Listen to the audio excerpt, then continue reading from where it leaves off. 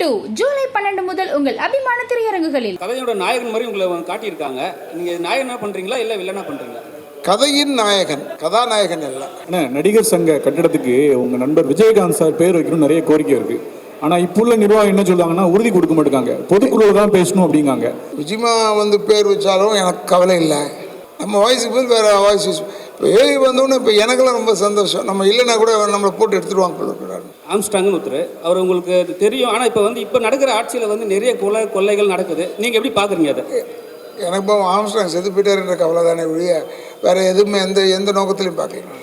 சம்பள பிரச்சனை இருந்தாலாவது பரவாயில்லையே, டப்பிங் வர்றதுக்கு முன்னாடி எல்லாரும் வாங்கிடுறாங்க. பிரஸ் மீட்னு வரும்போது அதுக்கு தனியாக காசு கேட்கறதா சில காதுகளில் வருது. பட் அது உண்மையாக பொய்யான்னு எனக்கு தெரியாது. ஆனால் பரவாயில்ல சார், நான் கிட்டத்தட்ட ஃபோன் காலில் காட்டுறேன். கிட்ட 10-15 தடவை இந்த ஒரு வாரத்தில் பண்ணியிருக்கேன் சார். ஃபோன் எடுக்கிறதே இல்லை. என்ன சார்ந்த டைரக்டரும் ஃபோன் பண்ணியிருக்காரு, ஃபோனுக்கு ரெஸ்பான்சிபிலிட்டி இல்லை. நாங்கள் என்ன பண்ண சொல்கிறீங்க? இப்போ அவங்க வந்தாதான் அப்படின்னும் போது எங்களுக்கு ஒன்றும் கிடையாது. அதான் சொன்னேன், நான் அந்த மென்டாலிட்டியை மாற்றிக்கிட்டேன். இந்த படத்தில் நான் உண்மையிலேயே இவனை நான் சொல்லணுன்னு தான் எனக்கு ரொம்ப ஆசை. சையதுக்கு அடுத்தப்பில் உட்காந்துருக்கேன். அவன் தான் இந்த படத்தில் வில்லன் மாதிரி செஞ்சுருக்கான். நான் நடித்த படத்தில் கடைசி தோட்டால். ஆனால் இவன் அப்பவும் என்கிட்ட அழுதான். ராட்சசனில் இல்லடா, ராட்சசனில் இவன் என்னென்ன மூஞ்சி தெரியாமல் பண்ணிட்டாங்க, இப்படியே பண்ணிட்டாங்க என்னென்னு அப்பவும் அழுதான். இப்போ எங்களை அழ வச்சான் இந்த படத்தில். அது மாதிரி நல்ல ஒரு அற்புதமான ஒரு நடிகர். மேலும் கடைசி தோட்டவுடைய இயக்குனர் நவீன் அவர்கள், உங்களுக்கெல்லாம் என்னுடைய வணக்கங்களை கூறி, இப்போ இந்த இடத்தை கொடுத்துருக்கும் அம்பிகா பெயர் நிர்வாகிகளுக்கும் என்னுடைய வணக்கங்களை கூறி, இந்த படம் கடைசி தோட்டம் பிரம்மாண்டமான படம், அந்த படம் இந்த படம்லாம் அப்படின்லாம் சொல்ல முடியாது. கதைக்கு தேவையானதை எடுத்திருக்காரு. ஆனால் எடுத்தது பூரா கொடைக்கானல், பாண்டிச்சேரி, இப்படி தான். எந்த பிளேஸுமே it is not a very cheap place. அது ரொம்ப அற்புதமான விஷயம் என்னென்னா, அதில் எல்லோரும் வாடகைக்கு ரெசார்ட்டுக்கு தங்குவாங்க. அதில் தான் கதை. அந்த ரெசார்ட்டில் தங்குறதுக்கு ஒவ்வொரு பேராக வரணும்ல. இப்போ சங்கர் கணேசன பையன் எல்லாருமே வரணும். அதை திடீர்னு ஒரு மர்டர் ஒன்று நடந்துடும். மர்டர் நடந்ததுனால இன்வெஸ்டிகேஷன் போகும்போது தான் வனிதா வந்துடும். Vanitha is done excellent role. இதில் ரொம்ப பிரமாதமான ரோல் வனிதா செஞ்சுருக்கு. And she is also one of the pillars of the subject. நல்லா பண்ணியிருக்காங்க. என்ன ஒன்றுன்னா, நான் எல்லாரையுமே நீங்கள் என்ன போடுறதுக்கு ஏதாவது விஷயம் வேணுமேன்றதுக்காக சொல்கிறேன். இதை ப்ரொமோஷனுக்கெல்லாம் வரணும் இவங்கெல்லாம். ப்ரெஸ்ஸில் இருக்கிறவங்க சீப்பு கிடையாது. ப்ரெஸ்ஸில் நம்ம போய் பேசுகிறதுனால நமக்கு என்ன வரப்போகுதுன்னா, எதிர்காலத்தில் நம்ம வாழணும்னா இந்த காலத்தில் ப்ரெஸ்ஸை மீட் பண்ணித்தான் ஆகணும். ப்ரெஸ்ஸுக்கு மரியாதை இல்லைன்னா அப்புறம் என்ன இருக்குது? அவர் வாண்டடாக சொல்கிறாரு, சார் ப்ரெஸ் மீட் மாதிரி வச்சுருக்கோம் சார், வந்துருங்க சார்னா. எனக்கு இது 50th இயர் இல்லையா, எனக்கு உடம்பு சரி, சும்மா ஏரியா, நீ வெளியே வேலைக்கு போகிறேன்னா இவர் என்ன செய்ய முடியும்? But my look out is I must come. If I ஆம் ஃப்ரீ, நான் வந்துடுவேன் ப்ரெஸ் மீட்னா. அதனால் உங்களை நாங்கள் மதிக்கிறோம், எங்களை நீங்கள் மதிக்கிறீர்கள். நீங்கள் இல்லை என்றால் நாங்கள் இல்லை, நாங்கள் இல்லை என்றால் நீங்கள் இல்லை. இப்படித்தான் நம்ம வாழ்ந்துட்டுருக்கோம். நாங்கள் இல்லைன்னா உங்களுக்கு செய்தியே கிடையாது. அதே போல் நம்ம எல்லாருமே உடன்பிறந்த சகோதரர்கள் மாதிரி பழகி கொண்டிருக்கிறோம். அஃப்கோர்ஸ் இப்போ காலங்கள் மாறிப்போச்சு. ஆனால் இப்போ எனக்கு ஒரு சிலரை தெரியுது, சிலரோட பேசுகிறோம்னா, இப்போ சத்யாலேருந்து மணியனன்லேருந்து எல்லாரோடையும் உட்காந்து இப்போ கட்டி பிடிச்சி பேசிக்கிட்டு இருந்தோம்னா, நாங்கள்லாம் அவ்வளோ நெருக்கமாக இருந்தவர்கள். கொஞ்சம் பேர் இல்லை, இருந்தாலும் இப்போ தேவி மணியன்லாம் என்னை எப்போ பார்த்தாலும் நல்லா பேசுவார். இருந்தாலும் ப்ரெஸ்ஸுன்னா ஒன்றே நம்மளை இடகுடமாக எழுதுவாங்கன்னு நினைக்கவே கூடாது. இடகுடமாக எழுதுனா தான் செய்தி. இங்கே இந்த ஊரில் சொல்கிறேன், இடகுடமாக எழுதுவாங்க. எழுதினாலும் நமக்கு ஒரு பெரிய பாப்புலாரிட்டி. அதில் நம்ம நல்லது பண்ணிக்கிட்டே இருக்கணும், அப்போ தான் அவங்க எழுதுவாங்கன்னு இல்லை. கெட்டதையும் எழுதுவாங்க, நல்லதும் எழுதுவாங்க, ரெண்டுத்தையுமே எழுதுவாங்க. அதனால் இந்த படத்தை பொறுத்தளவில் இது ஒரு சின்ன படம் அப்படின்லாம் நினைக்காம படத்தினுடைய நாட்டை பாருங்கள், எவ்வளோ எக்ஸலண்ட்டாக நவீன் அதை ட்ரீட் பண்ணியிருக்கான். இந்த கதையை செலக்ட் பண்ணி எடுத்த ராஜேஷ் ஆகட்டும் ரொம்ப அற்புதமாக பண்ணியிருக்காங்க. கதையோட நாயகன் மாதிரி உங்களை காட்டியிருக்காங்க. நீங்கள் நாயகனாக பண்ணுறீங்களா இல்லை வில்லனாக பண்ணுறீங்களா? கதையின் நாயகன், கதாநாயகன் இல்லை, கதையின் நாயகன் தான். அதை நான் ஒத்துக்கிறேன் சார். அப்புறம் வந்து நீங்கள் ரொம்ப நாளாக ஒரு வருத்தப்பட்டிருந்தீங்க, எனக்கு ஜோடியே கொடுக்க மாட்டுறாங்க படத்துலன்ட்டு. இந்த படத்தில் உங்களுக்கு ஜோடி வேறு கொடுத்துருக்காங்க. எப்படிங்க? ரொம்ப நாள் நீங்கள் வருத்தப்பட்டிருந்தீங்க ஜோடியை கொடுக்க தரலன்ட்டு. இதில் வந்து நான் நல்லவனாக நடிச்சிருக்கேன், அதான் என் பெரிய விஷயம். நான் ரொம்ப நல்லவன். இது வரைக்கும் ஒரு ஜோடியோட போய் பாட்டு பாடினதோ கொண்டதோ இதெல்லாம் இல்லை. இதில் எல்லாம் வச்சுருக்காப்புல, எல்லாமே மாற்றிட்டார் எனக்கு கம்ப்ளீட்டாக. இதில் ரொம்ப குவைட்டாக பண்ண ஆரம்பிச்சிட்டோம். அதனால் ஒரு ஜோடி ஒன்று கொடுத்துருக்காரு. அதுலேயும் ஃப்ளாஷ்பேக்கில் தான் ஜோடி, நேர் சப்ஜெக்டில் ஜோடி கிடையாது. எஸ் அண்ணா, முந்திலாம் நீங்கள் வில்லனாக நிறைய படம் நடிச்சிங்க. இப்போ வந்து இந்த பிசாசு ஜட்ஜாக நடிக்குது, இந்த மாதிரி வந்து நெகட்டிவ் இல்லாமல் நல்ல கேரக்டர் நடிக்கிங்க. உங்களுக்கு எது ரொம்ப பிடிச்சிருக்கு? வில்லனாக நடிக்க பிடிச்சிருக்கா அந்த மாதிரி கேரக்டர்? நான் நடிக்க வந்து வச்சுருக்கேன். இனிமேல் இது பிடிச்சது அது பிடிச்சதுன்றதெல்லாம் கிடையாது. எதாக இருந்தாலும் நடிச்சு தான் ஆகணும். ஏன்னா நடிகராக வந்துட்டோம். வரும்போது இப்போ இவர் சொல்கிறார் கதாநாயகன், எனக்கே ஆச்சரியமாக இருக்குது. நான் படம் பார்த்தேன், கதாநாயகனில் கதையின் கரு எங்கள் சைடில் மாட்டிக்கிச்சு. அதுக்கேற்ற மாதிரி எடுத்திருக்காரு. அதனால் இது இவ்வளோ நாள் வில்லனாக பண்ணீங்களே, இப்போ நீங்கள் கதாநாயகனாக பண்ணியிருக்கீங்களேன்னு யாரும் கேட்க முடியாது. ஏன்னா இவர் செஞ்ச தப்பு, சாமிநாதன் செஞ்ச தப்பு. சும்மா இப்போ பார்த்தா கதாநாயகன் கதாநாயகன் கதாநாயகன். நான் சொன்னேன் இப்போ கூட, ஐயோ கதாநாயகன் one of the main characters, அவ்வளோதான். நல்லா இருக்குது படம். அதில் வனிதா விஜயகுமார் பிரமாதமாக செஞ்சுருக்காங்க. பட் இருந்தாலும் நீங்கள் சொல்கிறதுல வந்து ஒரு பெரிய சமாச்சாரம் இருக்குது. எப்படின்னா எனக்கு பொம்பளைங்களை கொடுத்துட்டாங்கன்னா இதுதான் செய்வாங்க, ரேப் பண்ணுறோம். நல்ல கண்ணிலே பார்க்க முடியாது. நான் கெட்ட கண்ணில் தான் எவ்வளோ நாள் பார்த்துட்டு இருந்தோம். இப்போ கொஞ்சம் நல்ல கண்ணில் பார்க்க ஆரம்பிச்சிட்டோம். உங்களுடைய 50வது இயர், இந்த படத்துக்கு பேர் கடைசி தோட்டம், அதாவது முடிய போகுது அப்படின்ற அர்த்தம். இதை எப்படி நீங்கள் பார்க்குறீங்க? அதெல்லாம் நான் பார்க்குறதே இல்லைங்க. நான் பார்க்குறதே இல்லை. இப்போ நீங்கள் சொல்கிறதுனால நான் யோசிப்பேன், ஓ கடைசி தோட்டம் அப்படிலாம் ஒன்றும் கிடையாது. சினிமாக்காரனுக்கு சாவே கிடையாதுங்க. செத்த கூட நீங்கள் படமாக எடுத்து காசாக்குறவன் தான் சினிமாக்காரன். இப்போ புரட்சித் தலைவருடைய மரண ஊர்வலத்தை எவ்வளோ பேர் எடுத்து எவ்வளோ பேர் போட்டிருக்கோம் இல்லையா? பேரறிஞர் அண்ணாவை போட்டதை விட புரட்சித் தலைவர் அதிகமாக போட்டிருக்கோம். புரட்சித் தலைவர் அம்மாவை அதிகமாக போட்டிருக்கோம். என்னென்னா சினிமாக்காரன் கொஞ்சம் ஆடட் அட்ராக்ஷன் அதில். அதனால் நமக்கு சாவலையும் வாழ்வு உண்டு. அதனால் இது கடைசி தோட்டாடணுன்னு இப்போ நீங்கள் சொன்னோன்னு தான் எனக்கு ஸ்ட்ரைக் ஆகுது. ஓ 50வது படம் அதனால கடைசி தோட்டம். 51 நடித்தா ஒத்துக்க மாட்டீங்களா? என்ன ஒத்துக்குவீங்கள? அப்புறம் சார், ஆக்சுவலாக இப்போ நீங்கள் சொன்னீங்க இந்த சின்ன படங்களுக்கு எவ்வளோ தான் சொன்னாலும் நடிகர் இவங்களாம் வரமாட்டுறாங்கன்னு. ஒருவேளை நடிகர் சங்கம் இயக்குனர் சங்கம்லாம் அது சரியாக செயல்படாமல் இருக்குதுன்னு நினைக்கிறீங்களா? அது ஏன்டா நீ அமைதியாக இருக்க, தொலையில் மாட்டிக்கன்றத மனு சொல்கிறீங்க? அதுக்கு இல்லை, அது பர்சனலாக ஒவ்வொருடைய இன்ட்ரெஸ்ட் இருக்குது. அது இன்ட்ரெஸ்ட் இல்லைன்னா தென் பிக்சர்ஸ் ஓடுறதெல்லாம் கஷ்டம். நம்ம நடிச்சிட்ட போது ஓடிடும்லாம் நினைக்கவே கூடாது. They must come for the promotion. At least வீட்லேயாவது அவங்க உட்காந்துக்கிட்டு அங்கேருந்து இங்கே வரத்துக்கு இப்படிலாம் வைக்கப்பட்டாங்கன்னா வீட்டில் உட்காந்து பேசலாம். Promotion must be there for a film. அது இருக்கிறதுல தப்பே கிடையாது, அது வரணும். ஆனால் 50 வருஷம் சினிமாவில் கற்றது என்ன பெற்றது என்ன, 40 ஆண்டுகள் அரசியலில் கற்றது என்ன பெற்றது என்ன? 40 ஆண்டு கால அரசியலில் கற்றது நல்ல பொது அறிவு, பெற்றது கெட்ட பேர். இது 50 ஆண்டு கால சினிமா உலகத்தில் பெற்றதும் கற்றதும் எல்லாமே அதே தான். பெற்றது, நான் வந்து 1000 ரூபாயில் ஆரம்பித்தேன். 1974 கன்னட படம் நடித்தேன்.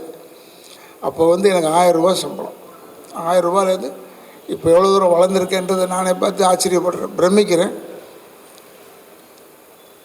இது ஒரு இவ்வளோ நாள் இருந்திருப்போமான்றது நான் நீங்கள் சொன்ன மாதிரி அது டவுட்டு எனக்கு. பட் இருந்தாலும் இப்போ வந்து எனக்கு இதுதான் லைஃப் ஆகிடுச்சு. கற்றது வந்து இங்கேயும் பின்னாடி குத்துறது இருக்குது, சினிமாவில் நிறைய இருக்குது. அதெல்லாம் மீறி தாண்டி வரணும். இல்லாதது அப்படி பொல்லாததை சொல்கிறது அதெல்லாம் வந்து சினிமாவில் உண்டு. அது கொஞ்சம் அதெல்லாம் கற்றுக்கணும். கற்றுக்கிட்டா then we will be quiet. நான் கொஞ்சம் பிக் மவுத். நான் எப்போ பெருசாக பட்டுன்னு அடிச்சிடுவேன். அது எனக்கு வியாதி இருக்கக்கூடாதுன்றதுக்காக அப்படி சொல்கிறது, பேசுகிறது. அதே பழகிடுச்சு. இப்போ எதையும் பிடிச்சி வச்சு பேச தெரியாது. இப்போ நான் வந்து வீட்டுக்கு போகிறேன்னு சொன்னால் இவருக்கு ஒரு வேலை இல்லைடா போல இருக்குது, வீட்டுக்கு போகிறாருன்னு சொல்லுவாங்க. நாங்கள் என்ன செய்வோம், ஸ்டுடியோக்கு போகிறோங்க எப்படின்னா, ஏதோ ஷூட்டிங் இருக்குது போல இருக்குன்னு நினைப்பாங்க. ஷூட்டிங்கே இருக்காது. அதனால் இதெல்லாம் கட்டுறது. ஏன்னா cinema is a good world, very good world. யார்?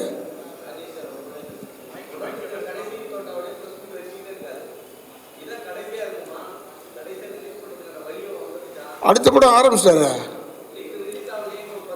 அதெல்லாம் இவருக்கு பழகிடுச்சுங்க. கொஞ்சம் லேட்டாக ரிலீஸ் ஆனால் பரவாயில்லன்னு சொல்லுவார்.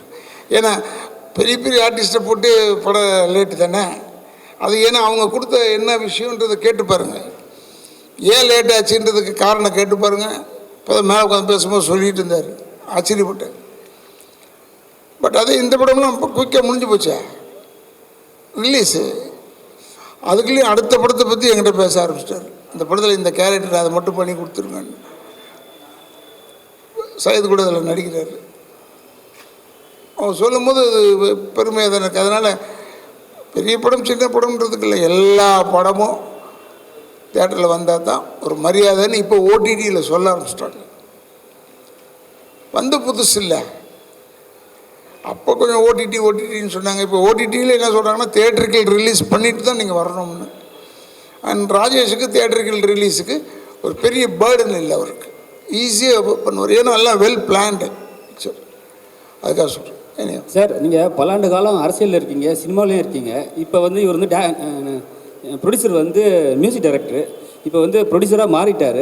நிறைய பேர் வந்து ஹீரோவாக வந்து ப்ரொடியூசராக வராங்க, ப்ரொடியூசராக வந்து ஹீரோவாக வராங்க. அது இப்போ எப்படி பார்க்குறீங்க? அதே மாதிரி வந்து விஜய் சாரும் வந்து சினிமாவில் வந்து அரசியல் போயிட்டார். நீங்கள் அரசியலில் பல காலமாக இருந்திருக்கீங்க, அதை பற்றி உங்களோட ஒரு 2 சில வார்த்தை. நாங்கள் அரசியலேருந்து வெளியே வரும்போது அவர் உள்ளே வர்றாரு, அது நான் நினச்சது உண்டு.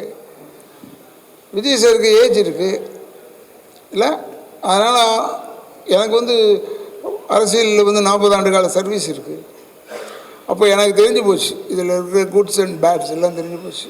அப்படின்னு நினச்சிக்கிட்டு வேணாம், எதுக்கு எல்லாரையுமே நம்மளும் ஒழுங்காக இருக்க மாட்டோம். நானும் நல்லவன் கிடையாது, அதனால் நான் பெஸ்ட்டு ஒதுங்கி இருக்கிறது நல்லதுன்னு ஒதுங்கணும். அப்போ விஜய் சார் உள்ளே வர்றாரு, பெருமையாக இருக்குது. விஜய் சார்லாம் வரும்போது பெருமையாக இருக்குது. அவருக்கு அந்த இன்ட்ரெஸ்ட் வந்து வராரு. ஏன்னா பாலிட்டிக்ஸுன்றது உண்மையான மீனிங்காக பாலிட்டிக்ஸ்ன்றது டிஃப்ரெண்ட். அவங்க எல்லாம் என்னென்னா பொதுநலம் என்ன அதை கற்றுக்கலாம். அது நான் வந்து உண்மையில் இப்போ பொதுநலம்ன்றதை கற்றுக்கிட்டேன். குப்பை போடக்கூடாது, ஸோ பேச சொல்கிறேன். என் வீடை சுற்றி என்ன நடக்குதோ அதை சொல்கிறேன் நான். அதனால் இதில் வந்தது நல்லது தான், பொது அறிவாது வரும், நமக்கு டெவலப் ஆகும். ஆனால் எத்தனையோ படத்தில் அமைச்சராக நடிச்சிருக்கீங்க, நிஜ வாழ்க்கையில் எம்எல்ஏ மெத்தட் தான் நீங்கள் அமைச்சர் ஆகலை, அந்த வருத்தம் உங்களுக்கு இருக்கா? எப்பா நீங்கள் பத்திரிக்கை என்ன இப்படி கேட்டால் நான் என்ன செய்கிறது? அமைச்சர் ஆக்கிறது கட்சியினுடைய தலைமையை பொறுத்து இருக்குது. நமக்கு அந்த அளவுக்கு தகுதி இல்லாமல் இருந்திருக்கலாம். எம்எல்ஏ ஆகிற அளவுக்கு தான் இவருக்கு கரெக்டு, அப்படி இருக்கலாம். இவ்வளோ வருஷம் நடிச்சிருக்கேன், 50வது வருஷத்தில் போய் இவர் போய் கதாநாயகன் நீங்கள் தாங்க கதாநாயகன் சொல்கிறாரு. அது மாதிரி யாராவது சொல்லணும், நம்மளை ஆக்கணும். வி ஆர் டிபெண்ட் இல்லை, இண்டிபெண்ட் கிடையாது. எஸ். தொடர்ந்து அரசியல் கருத்துக்களை கூறுவீங்களா? அரசியல்லேருந்து ஒதுங்கி இருந்தாலும் அரசியல் விமர்சனம் பண்ணுவீங்களா? நான் தான் முதல்ல சொன்னேன், என் வாயால் கட்டுருவேன்னு சொன்னேன். சும்மா இருக்க மாட்டேன். ஏதாவது கேட்பீங்க, உங்கள் பேர் என்னன்னு கேட்டால் அவங்க நியாயம். உங்கள் பேர் ஏன் ராதாரவி நீங்கள் கேட்பீங்க. ப்ரெஸ்ஸில் மட்டும் புத்திசாலித்தனமாக தான் கேட்பீங்க. அப்போ அதுக்கு நான் ஒரு ஏழா கூடமாக ஒரு விஷயத்த சொல்லணும். அதனால் இதெல்லாம் கருத்துக்கள் எல்லாமே சொல்லுவேன். I'm also voter. நானும் ஓட்டு போடுறவன், எனக்கு உரிமை இருக்குது. அது எந்த இங்கே வந்து இப்போ விஜயமா கூட விஜய் வந்து அவர் இதை ஆதரிக்கிறேன்னு அவர் திமுகவுக்கு போயிட்டாருன்னு சொல்லிட்டாங்க. முதல்ல அவர் பேசும்போது திமுக காரங்களாம் திட்டினாங்க. இப்போ பாராட்டுறாங்க. அது அல்ல. ஆனாலும் இதில் வந்து கருத்துக்கள் சொல்லிக்கிட்டே தான் இருப்போம், டெஃபினட்டாக வாங்கி கட்டிக்கிட்டே இருப்போம். அதில் ஒன்று நான் தான் சொன்னேன், நான் இல்லைங்க, கட்சியிலேயே இல்லையே, எந்த கட்சியிலையும் இல்லை. இப்போ அதான் சொல்கிறார் அவர், கருத்து ஏன் கேட்க மாதிரி சொல்லணும், கருத்துக்கள் சொல்லுவேன். என் கருத்துக்கள் ஒர்க் அவுட் ஆகும்போது பார்ப்போம், டெஃபினட்டாக ஐ வில் டெல். சார் தொடர்ந்து நடிகர் சங்கம் கட்டுறேன்னு சொல்லிட்டு எல்லாருமே அமௌண்ட் கொடுத்துக்கிட்டே இருக்கேன், நான் 1 கோடி நீ 1 கோடின்றாங்க. ஆனால் கடைசி வரையும் அதை எழும்பவே இல்லை. லாஸ்ட்டாக வந்து ரஜினி வந்து நான் பார்க்குறேன் அந்த பில்டிங்கை அப்படின்னு சொல்லியிருக்காரு. வெறும் கம்பி துரும்பிடிச்சு தான் இருக்குது. ஏன்னா நீங்கள் அந்த பொறுப்பெல்லாம் இருந்திருக்கீங்க, இன்னமும் அப்படியே இப்போ இல்லையே. நானே இல்லை, அந்த இடத்துல இருந்தீங்கல்ல, நடிகர் சங்கத்தில் நீங்களும் ஒரு இருந்திருக்கேன். அம்மா அதுக்கு என்ன செய்ய முடியும்? இப்போ இல்லையே. இன்னொரு அட்மினிஸ்ட்ரேஷன் நடக்குதா? அது எனக்கு தெரியல, எனக்கு தெரியாது. எனக்கு அந்த பக்கமே நான் போகிறதில்ல. ஐ டோன்ட் நோ வாட் தேர் டூயிங்கிறது எனக்கு தெரியல. பட் பூஜை முருகன், கார்த்திக் இவங்கெல்லாம் இருந்து ஏதாவது ஹெல்ப் பண்ணுறாங்கன்னு நினைக்கிறேன். டெஃபினட்டாக it will come out well. அது ரஜினி சாரை போய் பார்த்துருக்காங்கன்னு போட்டிருந்தாங்க. அப்போ அவர் நான் வந்து பார்க்குறேன்னு சொன்னாங்க. நான் இருக்கும்போது ஒரு வாட்டி இப்படி தான் தேவர் ஃபிலிம்ஸ் அந்த படம், பாட்டுக்கு ஒரு தலைவன், அதில் இருக்கார் அவர் ஹீரோ, டபுள் ஆக்ஷன் பண்ணுவார், சுகா சினிமாலாம் இருக்கும். இல்லை இல்லை இல்லை, தேவர் ஃபிலிம்ஸ் ஆஃபீஸ் இருக்குல்ல, அதுக்கு பின்னாடி தானே தியாகராஜன் சார் வீடு. அந்த வீட்டில் ஷூட்டிங் நடந்துகிட்டு இருந்தது. ரஜினி சார் நடிச்சுட்டு இருந்தார். போய் நான் என் காரில் கூப்பிட்டு போனேன் நடிகர் சங்கத்தை பார்க்குறதுக்கு. அவர் சுற்றி பார்த்தார், கரெக்டு அப்படியே தான் இருக்குது. இன்னமும் சார் அப்படியே தான் இருந்தது நடிகர் சங்கம். அதுக்கப்புறம் தான் சரத்குமார் வந்தார், அவர் இடித்தார். நாங்கள்லாம் இடித்து பிளான் பண்ணி பெருசாக கட்டலான் போது இந்த பத்திரத்தை அடகு வச்சுட்டாங்கன்னு சொன்னாங்க. எதையோ ஒன்று சொல்லி தானே ஜெயிக்கணும். இப்போ திமுக ஜெயிச்சதுக்கு எல்லோரும் சொல்கிறாங்க, நிறைய அவங்க சொன்னதெல்லாம் நடத்தவே இல்லை சார், ஆனால் ஜெயிச்சிட்டாங்க. அது ஜெயிக்கிறது தானே சொல்கிறது. நம்புறது நம்பாதது நம்ம கையில் இருக்குது. இதைத்தான் அங்கே செஞ்சோம். சரத்குமார் நல்லா நடத்தினார், பாவம் அவருக்கு கெட்ட பேர் இதில். பட் இனியும் அதில் சொல்லும் போது ராதாரவிக்கு அதிகமான வாயி, ராதாரவி எல்லாரும் திட்டுறார், அதனால தான் ஒரு வாட்ஸ்அப்பில் ஒருத்தர் பேசியிருக்காரு. அதை பற்றி கவலையே பண்ணல. அவங்களுக்கு என்ன செய்தி போகணுமே, அன்றைக்கி அந்த வாட்ஸ்அப் வேலையாகணும்னா யாரையாவது பற்றி சொல்லணும், எட்டிங் போடுவாங்க. அதனால் they do it. We appreciate that. இந்த 50 ஆண்டு கால சினிமா வாழ்க்கையில் நீங்கள் எல்லார் கூடயும் நடிச்சிருக்கீங்க, பல தலைமுறையை பார்த்துட்டீங்க. உங்களுக்கு மறக்க முடியாத, இதுதான்ப்பா எனக்கு மறக்க முடியாத படம், இந்த நடிகர் எனக்கு மறக்க முடியாது, இது வாழ்நாளில் அப்படி பொக்கிஷமாக வச்சுருக்கேன்னா எது? அப்படி கிடையாதுங்க, நான் எல்லா படத்தையுமே பொக்கிஷமாக தான் வச்சுருக்கேன். எனக்கு பிசாசு உள்பட எல்லா படத்தையுமே சொல்கிறேன். ஃபஸ்ட்டு வந்த தமிழ் படத்தில் ஃபஸ்ட்டு வந்தது மன்மதலீலை. அதிலேருந்து இன்றைக்கி வரைக்கும் நான் பொக்கிஷமாக தான் எல்லாத்தையும் பார்க்குறேன். எல்லோரையும் நான் நண்பர்களை தான் பார்ப்பேன். பட் எதுவாக இருந்தாலும் தவறு இருந்தால் தவறுன்னு சொல்லுவேன். அது அதிக பிரசங்கித்தனம்னு சில பேர் சொல்கிறாங்க. அது பொது அறிவுன்றது ஒன்று தெரியாமல் போச்சு உங்களுக்கு. தவறுன்றது தவறுன்னு சொல்லலைன்னா அப்போ தான் உண்மை நிலைக்கும், பொய் செத்து போயிடும். நீங்கள் தவறுன்றதை தவறுன்னு சொல்லாமல் இருந்தீங்கன்னா பொய் வாழும், உண்மை செத்து போயிடும். அப்புறம் ஆனால் நடிகர் சங்க கட்டிடத்துக்கு உங்கள் நண்பர் விஜயகாந்த் சார் பேர் வைக்கணும்னு நிறைய கோரிக்கை இருக்குது. ஆனால் இப்போ உள்ள நிர்வாகம் என்ன சொல்கிறாங்கன்னா உறுதி கொடுக்க மாட்டேங்காங்க, பொதுக்குழுவில் தான் பேசணும் அப்படிங்காங்க. உங்களுக்கு அந்த கருத்தில் உடன்பாடு இருக்கா, கட்டிடத்துக்கு விஜயகாந்த் சார் பேர் வைக்கணும்னு? எனக்கு விஜயமா வந்து பேர் வச்சாலும் எனக்கு கவலை இல்லை, தப்பு இல்லை. அவர் அதுக்கு முன்னாடியே தலைவர் வந்து செயலாளர் வந்து நடிகர் சங்க செயலாளர் விஷால் வந்து அப்போ சொல்லியிருக்காரு, ஏதோ வெவ்வேறு தளபதி பேர் வைப்போம், கலைஞர் பேர் வைப்போம், இப்போ விஜயகாந்த் பேர் வைப்போம், 3வது பேராக இருக்குது. இன்னும் ஒரு 2 பேர் இருக்கட்டுமே, டைம் ஆகட்டும் சார். இப்போ சினிமா பொறுத்த வரைக்கும் தமிழ் சினிமாவில் வந்து அதிகமாக ஏஐ யூஸ் பண்ணுறாங்க சார். ஏஐனா கம்ப்யூட்டர்னு சொல்லிட்டு வாய்ஸ் ஓவர்லாம் கொடுக்குறாங்க. அதே மாதிரி வந்து உங்கள் படமும் வந்து இப்போ இன்றைக்கி ப்ரெஸ் மீட்டிங் வச்சுருக்கீங்க, அதே மாதிரி தாஜில் வந்து இந்தியன் 2 வச்சுருக்காங்க. ஸோ 2 பேருக்கும் ஏதாவது ஒரு கிளாஷ் உண்டா? அதனால தான் வச்சுக்கோங்க உடனே. ஐயோ இந்தியன் 2 எவ்வளோ பெரிய படம், நம்மது என்னங்க புஷ்காண்டு படம். அவர் வந்து இப்போ ப்ரெஸ் மீட் வைக்கிறாங்களா, அதுதான் எங்கள் மொத்த படம். அதனால் நீங்கள் அதையும் இதையும் கம்பேர் பண்ணணும். தட் இஸ் அவங்கள கட்டி முடித்த கோபுரம், நாங்கள் குவிந்து கிடக்கும் செங்கல்.